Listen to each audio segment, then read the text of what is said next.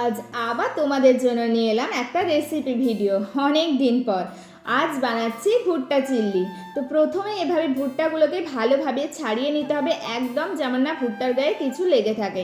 এরপর এরকমভাবে কেটে নিতে হবে, তবে খুব সাবধানে কাটবে যেমন না হাতে লেগে যায়, কারণ হাড় থাকে। এরপর কয়েক কোয়া রসুন ছাড়িয়ে নিয়েছি, খুব একটা বেশি নেওয়ার দরকার নেই। এইভাবে রসুনগুলোকে থেতো করে নিতে হবে, হালকা হালকা করলেই হবে। এরপর কড়াইতে গরম জল বসিয়ে ওই 4-5 মিনিট পর ভুট্টাগুলোকে এক এক করে দিয়ে দিলাম। যতক্ষণ বয়েল হচ্ছে ততক্ষণ চলো একটা সস বানিয়ে নিই। এর জন্য লাগছে tomato sauce, red chilli sauce আর শেজওয়ান সস।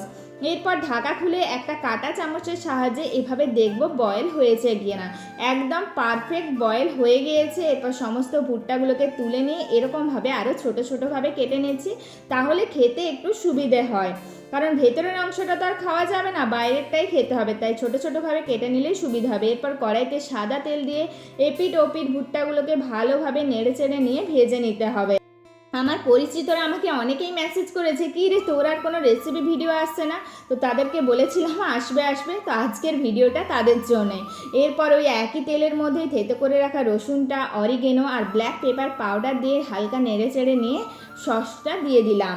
এরপর বাটি ধোয়া জলটাও দিয়ে দিলাম আর পরিমাণ মতো নুন। যখন দেখবে এরকমভাবে পুরো জলটা ফুটে আসছে, তখন সমস্ত ভুট্টাগুলোকে দিয়ে দিতে হবে।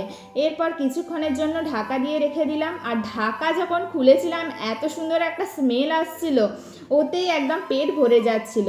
বাস একদম রেডি। আর চলো ছোটনকে দিয়ে আসি। এই রিভিউটা পাওয়া আমার সব থেকে বড় পাওয়া, কারণ এই রিভিউটা পেলেই মনে হয় আমার রান্না করাটা একদম সার্থক। তো কেউ ভেতরের অংশটা কিন্তু খেয়ে নিও না, আবারও বলছি, শুধু ভুট্টাটাই খাবে, কারণ আমার কাছে স্টিক ছিল না, তাই আমি কাঁটা চামচের সাহায্য নিয়েছি। স্টিক থাকলে বেশি ভালো হতো। তো চলো আজ এখানেই শেষ করলাম, টাটা।